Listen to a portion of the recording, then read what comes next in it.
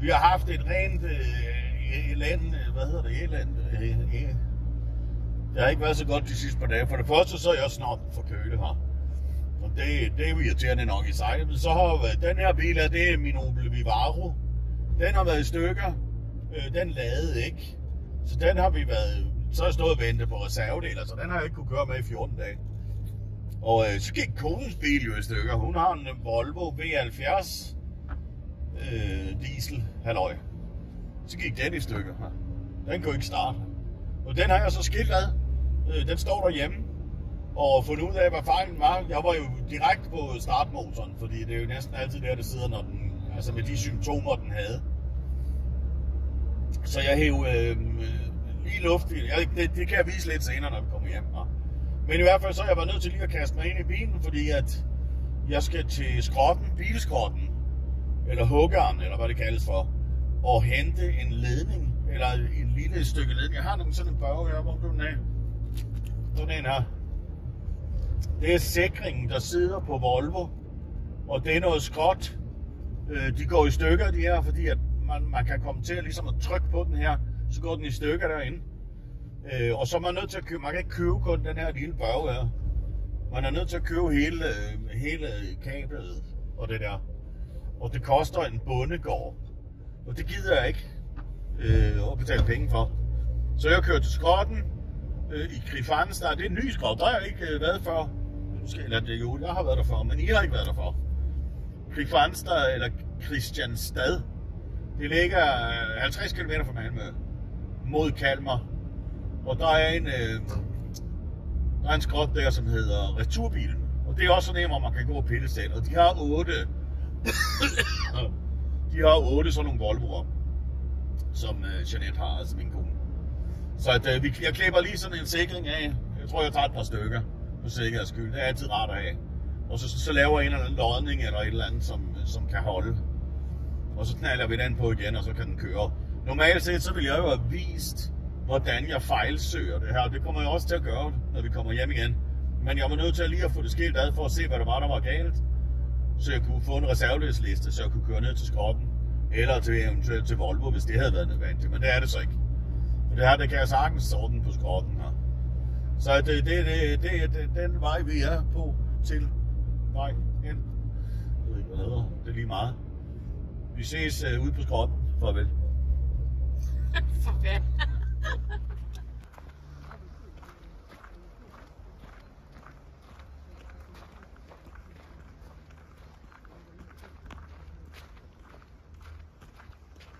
Se her inde, det.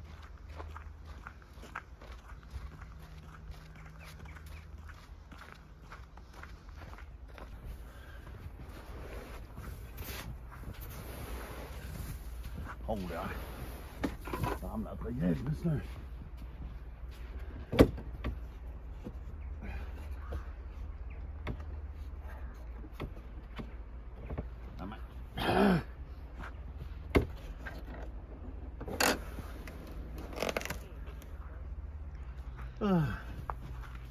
Så lite annorlunda ut. Men det går nog.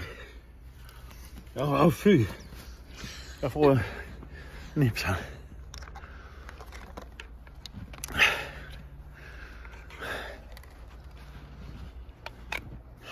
Har vi fundet en Volvo. Det er godt nok ikke en V70, men det går nok.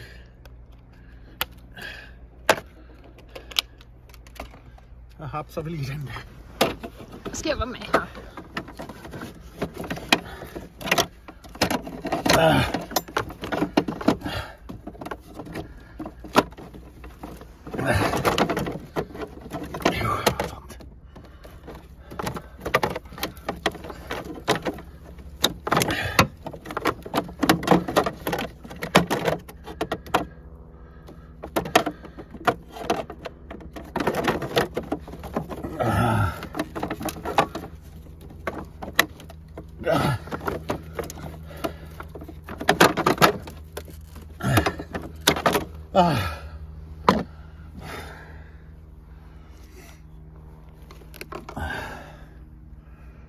Ser den likadan ut? I stort sett. Det går nog. så har vi i den grad været ude i snevejret. Det er koldt. Jeg har lige fået sådan en stak af dem der. Fedt, kører vi hjem.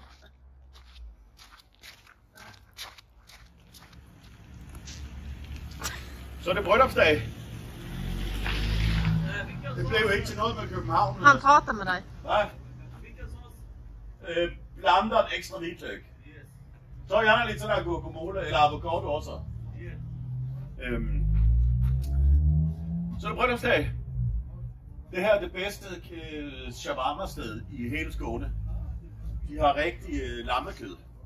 Men det smager simpelthen så godt også med en masse ekstra snot i her. Så det, hvis I nogensinde kommer til Kristianstad, så kører ind på det, der hedder Herlev. Og så ind til ham her og få under en shawarma. Nå, sidder vi i skabet.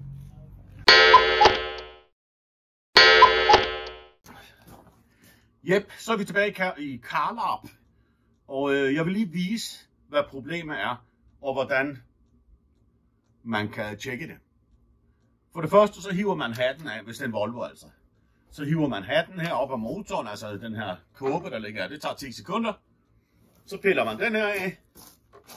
Den sidder med en slangeklemme der.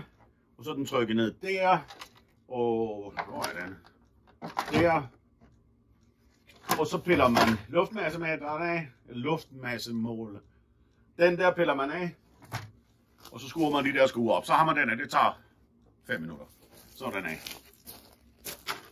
Så kommer man til Kalorius. Og hernede sidder startmotoren. Skal vi se, om vi kan få noget lys dernede. Ser man noget der? Der, den der sorte laber, der sidder dernede. Jeg peger lige med et eller andet. Den der. Det er startmotoren. Der sidder et solenoid her. Oven på den der sidder der en tyk ledning. Det er den røde, den går ind her. Ind i det der plastikhalløj. Ud af det plastikhalløj. Og så kommer den herop. Det vil sige, hvis man tager et startkabel, sætter det der på plus, og kobler det på dernede, og så kortslutter man mellem den lille ledning og den store ledning, så vil startmotoren gå rundt, hvis den virker. Og det gjorde den. Så begynder man jo at måle baglæns, fordi det vil så sige, at startmotoren får ikke strøm nok. Så tager man sin voltmeter eller sin multimeter, kobler den på dernede, beder konen om at trykke på knappen, eller manden, hvis man har sådan en, eller hvis det er lige meget, tryk på knappen, et eller andet, og så hører man det her karakteristiske klik, klik, klik. Og en kat, der kommer, eller hvad? Nå, det er også lige meget. Og så måler man, når det siger klik, så måler man ned på solenoiden. Er der strøm frem? Der vil typisk være 8-9 volt, hvis sikringen er gået. Så er der ikke 12,4 volt, som der er heroppe. Grunden til, at den her ledning er så tyk, det er fordi, den skal være tyk. Den skal kunne overføre en sindssyg masse ampere strøm. Et eller andet. Något. Ja, det må da være ampere. Nå, det er også fuldstændig fløjtende lige meget. Den skal overføre en masse, og det er derfor, den er så tyk. Nå. Det, der så er sket, det er, at den her laban, som er sikringen, den er gået i stykker der, og som man kan se, så er den ikke brændt i stykker. Den er simpelthen knækket. Og det er meget almindeligt på Volvo, at det der sker. Så det er simpelthen, at den har... Hej, Britt Ove! Det kommer han også, så skal være med. Nej, flot fyr. Synes du er ved at blive lidt tyk i det? Nå, tilbage til bilen. Så det jeg gjorde ude på skrotten, eller hos huggeren, det var, at jeg snuppede 4 sådan nogle her. Så har jeg lige et par ekstra liggende. Jeg gav 50 kroner. Svenske, det er 40 danske. Det er kun 10 kroner i Danmark, men i Sverige så er det 12,5. Det er da også sindssygt. Det er billigt. En sådan en her madledning koster på eftermarked, altså ikke original, 1100 kroner. Skal man købe den originale, så tror jeg, vi taler 2.000 eller sådan noget. Kunne jeg forestille mig. Fordi man er nødt til at købe den med ledning og det hele. Det gad jeg så ikke. Jeg vil godt spare de penge. Kan vi bruge til vores bryllupsdag, som vi jo fejrede på Shawarma Bar. Ja, flotte. Onkel Morfar så lige. Det var jättegott. Så jeg har lige lavet sådan en lille aluminiumsbørge. Så tænker jeg, at den kyler jeg på der. Og så kyler jeg den anden ind i der. Og så noget flexikabel, det er altså skal ikke stikke sådan noget. Og så en skrue igennem. Og så noget krømpekabel. Sådan noget her. Krømpeslange, tror jeg det her. Henover. Og så noget tape henover det.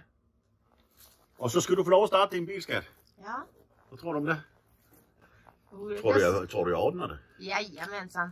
Det er jeg faktisk næsten også helt sikker på. Hvis ikke det her virker, så må vi åbne den her, ligesom jeg har gjort her.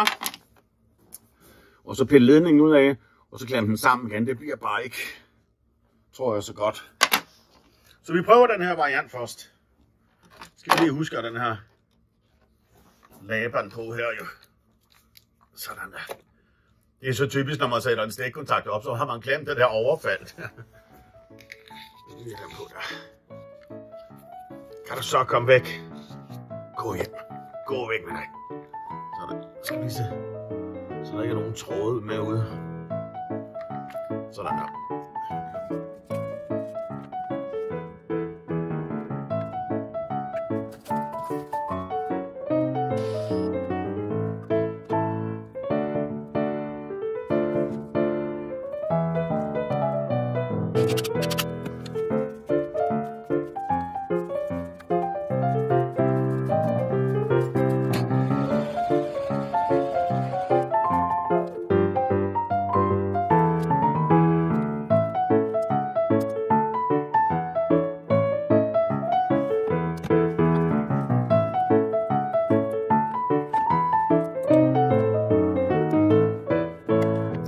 Sådan, skat. Nu har jeg kun sat sådan et lag krømpeslang henover, og jeg vil lige sætte noget tape henover, sådan noget isolertape. Men hvis det her ellers virker, som jeg havde tænkt mig, så skal den starte nu. Er det noget, du lige gider, og har du nøglerne? Nej, det har jag inte. De sidder måske. Det gör de säkert. Det kan du sikkert. Ja. Men vi finder lige nøglerne, og så prøver vi, om den kan starte. Yes. Gitt. Tack.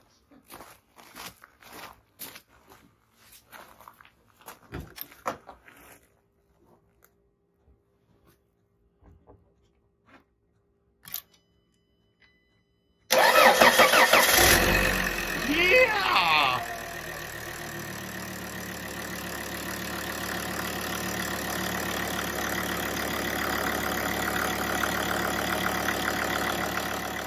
Hvad så, skat? Den startar! Yes, sir. Yes. Ja, det är så grymt, skat. Det var rimelig let fejl. 12,50. 12,5. Så var den givet papiret. Ja, og så, men så koster det i og for sig 1.500 at få fragtet den hjem. Ja. Men så, men alligevel, Det är jättebra. i forhold til, så var det jo en billig reparation. Så härligt. Yes. Yes. Så nu har du bil igen. Tack så mycket. Det var så let. Sådan, skat. Så har du bil igen. Ja, det är så dejligt. Lige et par små korte ting. Hvis du får det her problem, så kan det godt være, at det er en jordfejl. Det er faktisk rimelig tit, at det er jordfejl. På den gamle V70'er, den fra 2001 til 2008, til og med 2007. Det er lige meget. Der sidder jordpunkterne herude på skærmen, og der, og så ind bagved. Her, der sidder et jordpunkt heroppe, og det er sådan, der er sådan en låge over her normalt, det ligger inde på bagsædet. Men dernede under, jeg ved ikke om man kan se det, der sidder et jordstik.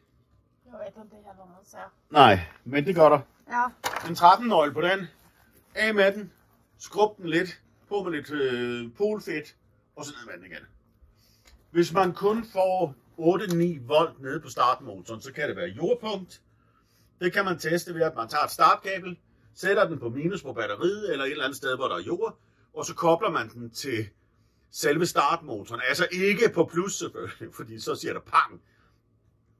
Man kobler den til selve startmotoren et eller andet sted. Der er altid et eller andet sted, man lige kan tjekke det, eller man lige kan trykke den på. Når man så har gjort det, så prøver man at starte derinde igen. Hvis den så kører rundt, så er det dårlig jord. Så det var det lille tips på dem. Visst den kör runt? Sagde jeg det? Jag tyckte du, eller sa du visst den inte? Du menar om den inte kör Nej, runt? nej. Nej. Jeg tror, jeg sagde det rigtigt. Ja, okej, förlåt. Hvis du kortslutter jorden, ikke kortslutter, men hvis du kobler jorden til startmotoren op til batteriet, og den så starter, så er det dårlig jord et eller andet sted. Okej. Så skal du have fundet det jordpunkt, og det er formodentlig herinde under. Det er så det ene. Hvis den stadigvæk ikke starter, hvilket den her ikke gjorde, så prøver man lige de her sikringer her. Og så måler man dernede, om man har strøm. Hvis man ikke har det, så måler man på sikringen. Og så er problemet, om det man lige kan prøve en gang, bare sådan for sjov, hvis man står med hatten i hånden ude på motorvejen, eller andet, man ikke lige har en måler, så kan man lige prøve at lave den her. Man trykker på den der, den ene eller den anden vej, mens en prøver at starte den. For hvis den er knækket, når man så trykker den ene vej, så vil der være afbrud. Når du trykker den anden vej, så vil de møde hinanden, og så vil den starte. Tænk på, at på Volvo er der to. Der sidder en heroppe, og der sidder en der. De fleste biler, mange biler, har det herude i den store sikringsboks. Der sidder to kæmpe sikringer. Og det er dem, der går til startmotoren. Men just på Volvo, der sidder to af dem her. Og husk nu at teste dem begge to, for det er den, man ikke kan se, der går ned til startmotoren. Nå, det var det hele for i dag. Jeg er snart hammerne forkølet. Nu skal jeg ind og lige have en lille moffa. Okay, moffa skal have en moffa. Så det var det hele. Nu har du bil igen. Nu skal jeg bare lige knalde det der på. Så. Underbart, underbart. Tack ska du ha, Skat. Det var så lidt. Det er hygge jer. Farvel.